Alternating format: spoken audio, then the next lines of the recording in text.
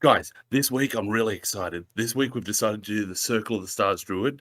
So what we've done is we've got Australia's biggest star. Not Hugh Jackman, not Tones and I, the dance monkey chick, but we've got Mark Hillman. Yeah! Yeah! Oh my god!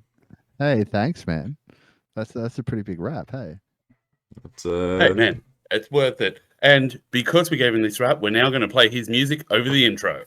Hey.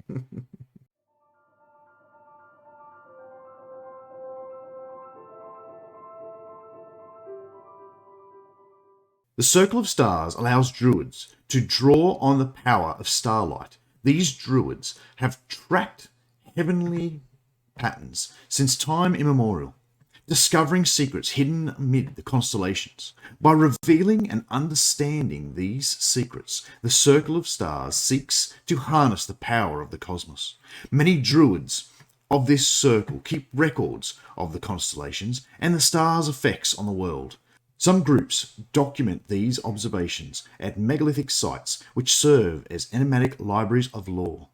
These repositories might take the form of stone circles, pyramids, glyphs, and underground temples. Any construction durable enough to protect the circle's sacred knowledge, even against a great cataclysm. At second level, when you choose this circle, you get Star Map, where you can create a tiny object, where you can make it on a piece of bark or on your skin, or roll away and find out how you did it. And while holding this map, you can cast the Guidance cantrip, one of the best cantrips in the game. You can cast Guiding Bolt without expending a spell slot, a number of times equal to your proficiency, one of the best low-level spells of the game, giving advantage and big damage. And then you also have Guiding Bolt spell prepared, so you can cast it at a high level with your spell slots. If you lose it, it's a little ceremony to the stars, and you get it back. Life's good. Also at second level, you can get Starry Form, which is a sub-in for your wild shape feature, and it costs a bonus action rather than a full action. So you can do this instead of turning into a beast. And while in your Starry Form, you stay normal, like all your normal game statistics, but your body becomes luminous and gets like stars and lines and stuff running through it, which is all pretty cool. So you become a beacon of light in 10 foot bright, additional 10 foot dim. And then you can choose a constellation. Each one has different effects. You've got the Archer, the Chalice, and the Dragon. You'll be able to see what they all do there. My particular favorite is the Chalice. It just makes your boss healer. Get the extra D8 plus your Wisdom modifier to an additional creature, including yourself, whenever you cast a healing spell. It's great. Also, when you change your Starry Form, you can choose Archer as well. And this is a constellation of the Archer appears on you.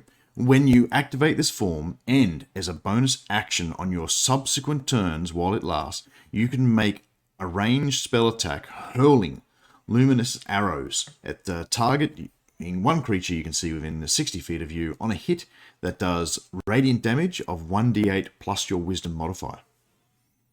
Which is huge early game, but still not the best one. The best one being the one I chose at the bottom, which is the Dragon Form, which gives you, when you make an Intelligence or Wisdom check, or a Constitution saving throw to maintain concentration on a spell, you can treat a roll of 9 or lower as a on a d20 as a 10. Meaning, as a druid, for a Wisdom saving throw, you're going to have proficiency and you're going to have Wisdom. So the minimum roll you're going to get is 15 on a Wisdom saving throw, which at low levels passes pretty much all DCs. So that's pretty amazing. And then if you take a Constitution proficiency, you're never missing a spell check, because if anyone's doing over 20 damage to you at that level, you're dead anyway. Yeah, the constellation forms improve at 10th level as well, and that dragon one gets even better because you then get a flying speed of 20 feet and can hover. Yeah, that sounds wicked. I propose we follow the stars and skip the 6th level one and go straight to the 10th level. Right. Hold on a sec there, Mitch. Hold on a sec. Let's keep it in order. I play a skip card. Oh, yeah? Reverse. I guess we're doing the 6th level then. At 6th level, you gain Cosmic Omen. Whenever you finish a long rest, you can consult your star map for omens. When you do so, roll a die. Until the finish of your next long rest, you gain access to a special reaction based on whether you roll an odd or an even number on the die. If you roll even, whenever a creature that you can see within 30 feet of you is about to make an attack roll, a saving throw, or an ability check, you can use your reaction and roll a d6 and add that number to the total. Or, if it's odd, you go whoa. Whenever a creature that you can see within 30 feet of you is about to make an attack roll, saving throw, ability check, same thing, you can use your d6 action to subtract that die roll from the total. You can use this reaction a number of times equal to your proficiency bonus, and you regain all uses after a long rest. That's good either way, I think. You can use both of those. Neither of those are going to hurt you. No, it's not going to go astray. Yeah, and this paired up with like an artificer with Flash of Genius, we're talking about moving the bar potentially 10 one way or the other. We're chucking which a is- bard with bardic inspiration as well. Yeah. Yes. So definitely a team player game. Yeah. Twinkling Constellations. Your constellations of your Starry Form improve. The D8 of the Archer and Chalice becomes 2D8. And while the dragon is active, you have a flying speed of 20 feet and can hover. Moreover, at the start of each your turns while in your Starry Form, you can change which constellation glimmers on your body. And it doesn't say it costs an action, so I'm assuming it's a free one. That paragraph right there at the end, I think is one of the most powerful in this build. Right there. Every turn I can choose which, or, if I'm playing one of these, I can choose which one of them I have.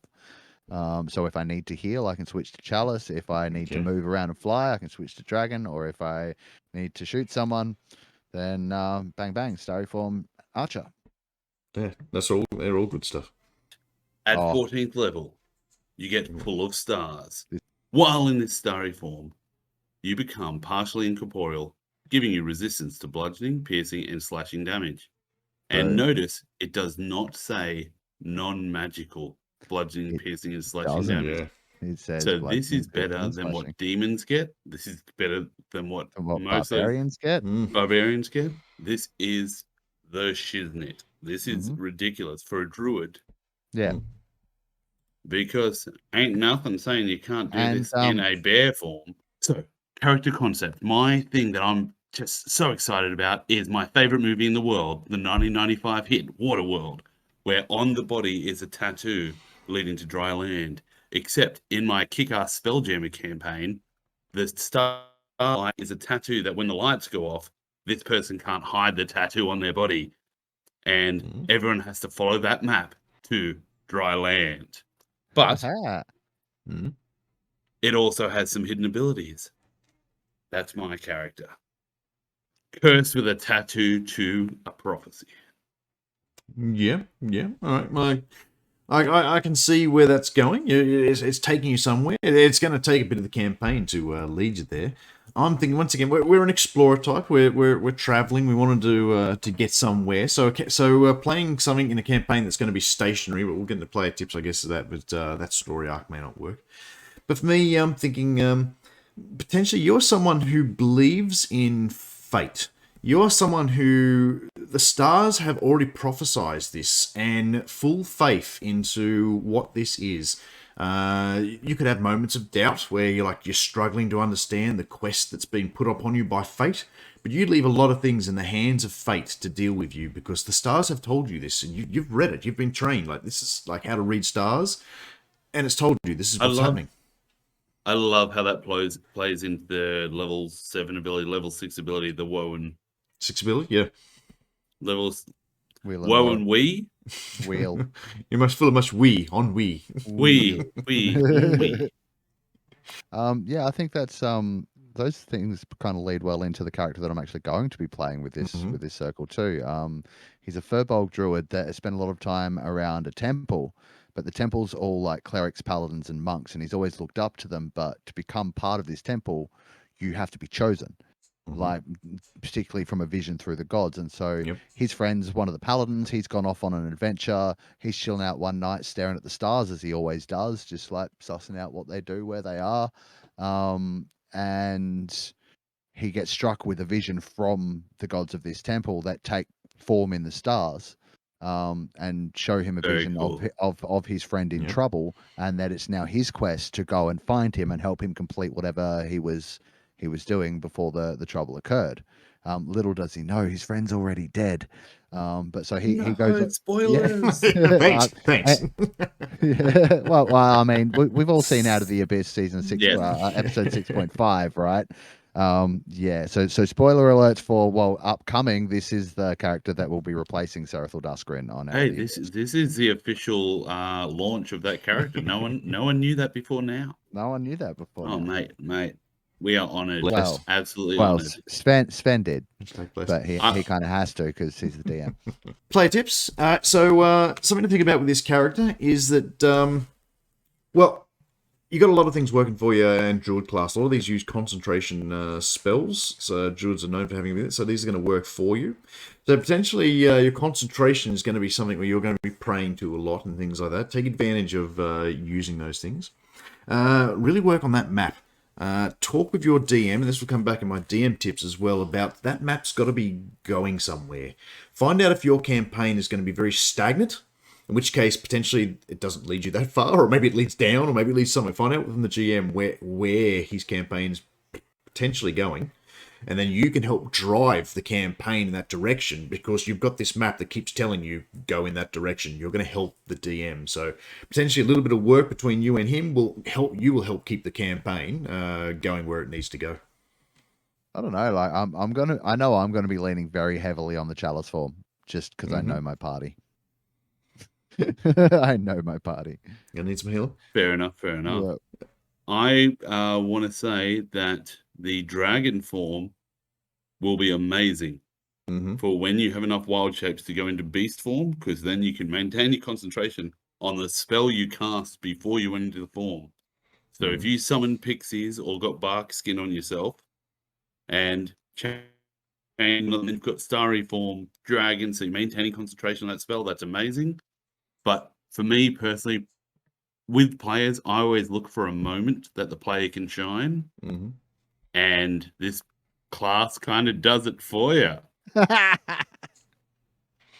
My key moment that I want to see is I want to see dragon form, like at level 10, rise up into the air, and with the shimmering body in the shape, actually take the shape of a dragon, and then use the wild shape to turn into one and come down in a massive I'm pretty sure you fireball need to be thing. much higher than level 10 to wild shape into a dragon.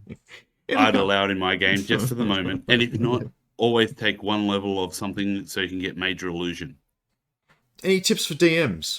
Mark, you got anything? If this was in your, if a player came to you and said they wanted to play this class, what I'd would say you be no. thinking? How would you develop it as a DM? What are you looking for? What would make it? What would make that player feel like this?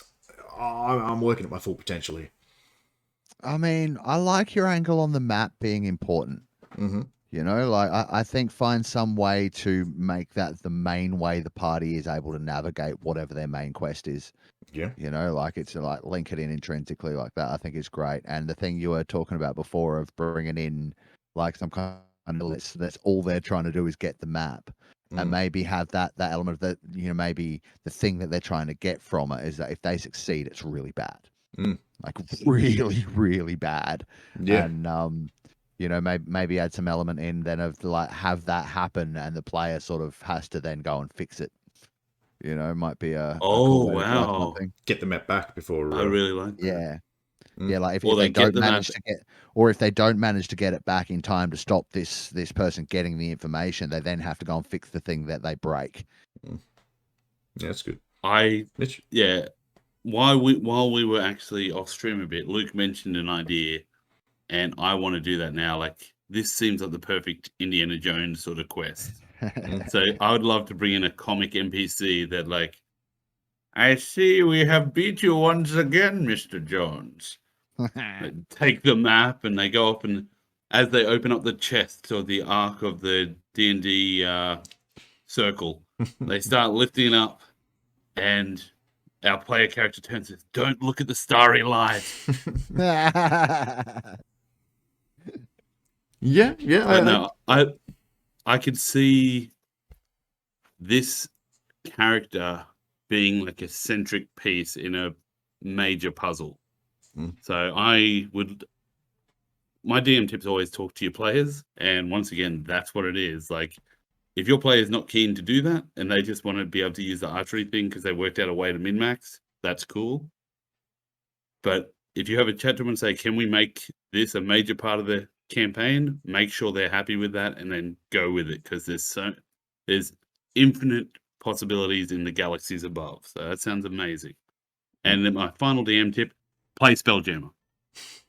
Well, something just occurred to me as well Yeah. with that whole idea of like if you wanted to do something a bit more mechanical rather than story based. Was it the multiverse kind of thing, right? Yep. That's been introduced recently. You could have it so that if the constellations are different in, well, I don't know. Recently they've released supplements for it. I know it's been around forever, but like if you have players that have this Starry Druid form jumping between different realities and the constellations are different in each of those galaxies, their abilities might change every time they change reality, you know? Yeah. It I will be turned different on to different dragon planes, yeah. form. I believe you mean bunny form. Yes. On this plane, it's different. Yeah, so as we've been talking previously, like having someone, tips for DMs is like having someone who wants that map. They don't just have to enter combat. They could enter bargaining, negotiation, just following and trying to steal it. They could try and join the party, then try and take it when it's opportunistic. Having that map be consequential to either driving the campaign. Now, if you're just going to run a short adventure that isn't going anywhere, it's just like go to the dungeon, go down the dungeon, come back out of the dungeon, like then this you might struggle to find, or maybe the dungeon is the final point, and we've finally reached there, and we're at the point where the map sort of takes in. Now we've got to go into there where the map might help a little bit. But I'd have something big about that map. It's leading me somewhere. If someone wants to play this is a gift. Like, you can just turn to the player and say, oh, they all want to go to the tavern and go off and go do stupid things, or go rent a boat and go sailing across the sea, but your map's telling you should be going that way. And you can get a player back on board to help drive the campaign in the direction it's going. If you're playing any number of campaigns, you can say that the map even shifts and moves as it starts developing and growing from where it started. So that player will help keep the narrative going in a general direction that or bring it back if it has derailed. And it can also be a great item to have someone try and steal and then become a MacGuffin to a degree as well. Yeah. So there's a few things that can be done here. Talk to your player and see how much they, as Mitch said, see how much they want to get involved with this, and if they want it to be a plot-centric device. So what you're saying is, if they say yes, make a foil. Like a counter character that just follows them around trying to steal their shit. I love it. Yeah. All right, well, I think that's about it. That's where we've reached the end of this video. I've got a bit of editing to do, but we'll be able to do that. I'd just like to thank, as always, with me, Mitch. Thanks for coming along. I'm obviously not the most famous person here or the most talented, but I am the most desperately addicted to D&D. Give me more. No worries, no worries. But first of all, let's say Mark. Mark, can you tell us what you're up to and what you've been doing? Yes. I work with a band called the Firelight Collective. We're playing at Africa Fest on the 6th of August, so that's going to be a bit of roots rock reggae. Should be a bit of fun. And I do some solo stuff as well. So I am playing at Rootbound Festival on the 14th of August on the Sunday morning, which is just up near Ingham. So if you're local to Townsville and you want to come along to that, there are still tickets. So it's a fun weekend. And other than that, just chilling out on Crit and Miss, playing some cool characters and doing my own little odd bit of music streaming over on my Twitch channel. You can get that one on Markhillmanmusic. I think I'm going to send Luke some links so he can pop them on the screen at some point. Certainly will. They'll be down there in the writing below. Sweet. At least. Good boy, Luke. So that's me. Oh, and I just finished uni, so I'm stoked. I got my music degree, and well done. Now I'm back to the real world. Thank you. Yeah, it was good. I got a music degree, so now I can prove to people I can play music. Recorders out. When this video gets released, I'll be that week playing The Boys D&D with Nova, Mark Hillman, and Hootie, where we'll be all taking characters and just killing the shit out of half the human race. Excellent. Can be done. All right, thanks, guys, and hopefully we'll catch us all next time at the channel. And if you enjoy these, like, subscribe, and all that sort of YouTube stuff, and we'll catch you next time. See ya. Oh, yeah. And then let's do the freeze frame for the credits roll. Roll credits. And keep holding it.